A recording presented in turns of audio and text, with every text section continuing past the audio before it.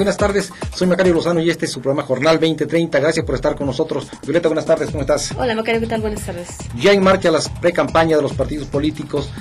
Está ya en vigor la prohibición para que los actores del proceso electoral se difamen, se calumnien, y esto muchos lo consideran que se coarta la libertad de expresión. Así es, tan es cierto que varios sectores ya lo recurrieron por los medios legales para tener la oportunidad de contratar espacios, como se hizo en la última elección presidencial, de poder opinar sobre esto, incluso manifestar apoyos. Por eso, fuimos a hacer varias entrevistas entre diversos ciudadanos y también representantes de algunos partidos académicos. Vamos a ver qué nos dijeron.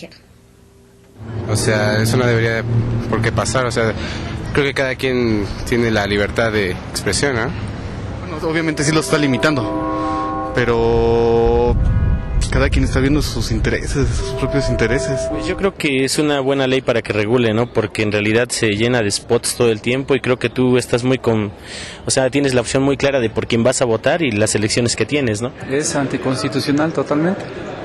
Evidentemente, cuando la Cámara de Diputados tomó esta decisión y la enmarcó en la reforma electoral del 2007, estaba pensando en la conveniencia de restringir el margen de acción de los llamados poderes fácticos, que efectivamente hacen que el papel del dinero en la política sea determinante, que la posibilidad de que ciertos actores tengan más recursos y se valgan de ellos para influir en la opinión ciudadana, evitar esta situación. Sin embargo, al hacerlo, por ser la ley genérica, trajo una consecuencia que muchos consideramos indeseable, que es la restricción de la libertad de expresión a los particulares. Entonces, evidentemente es un reto para todos que vayamos abriendo, vayamos ensanchando los espacios para la comunicación, pero que quede bien claro que lo que todos debemos garantizar, el bien jurídico que hay que tutelar, es la libertad de expresión, y esta no se puede coartar, así sea con el argumento legítimo de que se va a evitar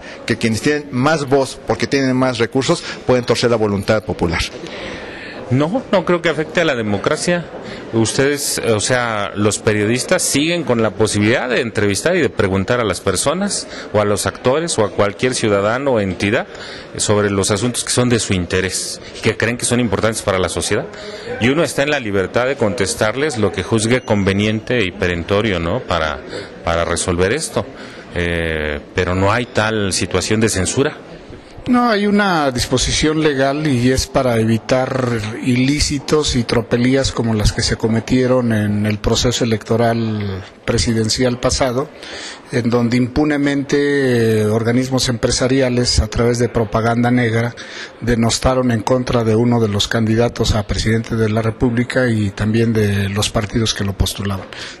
Si antes tenía el cinismo y la complicidad de la autoridad, ahora existe una responsabilidad directa quienes incurran o incurramos en una situación de esta naturaleza. En principio, la ley electoral establece como prohibición la denostación, la propaganda negra, todo lo que vaya en contra de la civilidad de la lucha democrática del Estado. Es decir, la ley electoral establece el monitoreo a medios electrónicos y a medios alternos.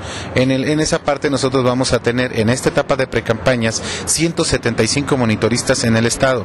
Adicionalmente a ello, nosotros estamos integrando lo que son las comisiones de propaganda en los órganos distritales y los órganos municipales para que permanentemente se estén haciendo los recorridos, se esté trabajando coordinadamente y que esto, si llegase a presentar, pudiera atajarse a tiempo. Los partidos políticos están actuando de una manera bastante congruente con lo que quieren de proceso. Si cada uno registrara candidatos como partido, tendríamos cerca de 18,000. Creo que la experiencia de la pasada elección federal fue una experiencia muy dura, y la reforma electoral que hemos vivido después del proceso federal de 2006 responde a lo que ocurrió. La ley es perfectible, creo que tendremos que esperar a ver qué ocurre en estos comicios intermedios. Si existe voluntad de parte de quien representa al instituto en función de presidente, para ser claros, si tiene la voluntad, sí se puede hacer. Hay presupuesto suficiente, muy suficiente, para todas las tareas que el instituto debe desarrollar. Muy suficiente. No, Desde mi punto de vista, yo creo que los empresarios deben ser respetuosos también del ámbito político electoral, deben ser muy respetuosos y no permitirse lo que en un momento se dio, ¿no? De meterse en el ámbito de las campañas políticas. Hay muchas cuestiones que se están dando y obviamente conforme haya problemas, pues yo creo que los legisladores en una próxima reforma, porque habrá otras reformas seguramente, tendrán que corregir este tipo de situaciones, ¿no? Lo que se pretende es acotar de alguna forma, ¿no?, la compra indiscriminada de espacios, ¿no? Y cuidar que no se rebasen los topes de campaña. Son dos aspectos que se cuestionan de la reforma. Vamos a tratar de examinarlo por separado. Uno es la prohibición para que los particulares y los propios partidos compren tiempo en la televisión y la radio para sus campañas electorales. Este es uno de los aspectos. El otro es la prohibición para que ya en las campañas los contendientes se difamen, se calumnien y hablen mal. Este es otro aspecto también. Así es, son dos temas que han generado mucha polémica porque se derivan también, hay que decirlo, de los abusos que se cometieron en la última elección, a través de la cual algunos empresarios y ciudadanos contrataron espacios para denostar específicamente a un candidato, y a mí me parece que fue fundamental al final, era un candidato que tenía la preferencia. Esto indudablemente que contribuyó mucho al triunfo del PAN, ¿no? Porque las denotaciones eran a López Obrador. Sí, el problema está en que la ley prohíbe que compren espacios los particulares, pero no les prohíbe que vayan a un programa de televisión y que hablen y digan lo que quieran decir en forma gratuita. En realidad aquí el perjuicio es económico para las empresas que tienen medios electrónicos, porque el particular no está prohibido, no está impedido para expresar sus opiniones, nada más es cuestión de que los medios les den los espacios, ¿no? Va a ser muy interesante ver qué se decide finalmente la autoridad judicial, ya que se ha recurrido a esta por quienes se sienten afectados, pero sí, indudablemente que el principal perdedor por esta reforma ha sido la televisión y la radio, y tan es así que lo han demostrado molestándose, atacando muy fuertemente a los partidos, principalmente a los diputados. Sí, 2.000 millones de pesos van a dejar de percibir por estas campañas federales, las puras campañas federales. Pero aquí, vuelvo a insistir, lo que ocurre es que un particular puede expresarse en la forma que quiera, no puede comprar un espacio para expresar bien o mal de un partido o un candidato, pero libremente, sin comprar espacio, puede hacerlo. Así es, hay opiniones distintas que señalan que esto afecta a la democracia, hay otras que comentan que no.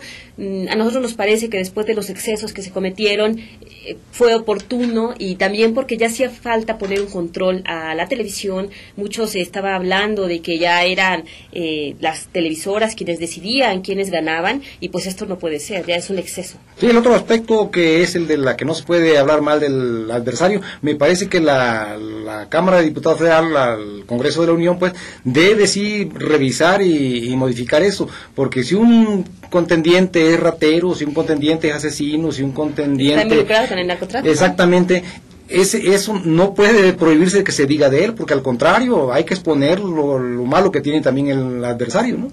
Claro, pero siempre y cuando se haga con fundamentos, con pruebas. Evidentemente que la reforma se tiene que revisar, pero bueno, en estas elecciones, digamos que la vamos a probar, vamos a ver qué funciona en el ámbito federal después de las elecciones del 2006, y seguramente de aquí derivarán algunos ajustes que se tengan que hacer, pero sí corremos el riesgo de que alguien que no sea un buen aspirante y se ostente de serlo, no se ostente de serlo, pues pueda llegar y que nadie pueda acusarlo porque esté violando la ley. Sí, lo que debe prohibir, yo creo, la ley, y eso debe permanecer, incluso reforzarse y hacerse muy específico, es que se calumnie, que se difamen, que se hable mal sin base. Pero si una persona fue sentenciado y purgó una condena de 5 años en una cárcel, pues eso yo creo que no debe prohibirse que se sepa, al contrario, ¿no? Es sano para la propia democracia que se conozca también el perfil de los que están contendiendo, ¿no?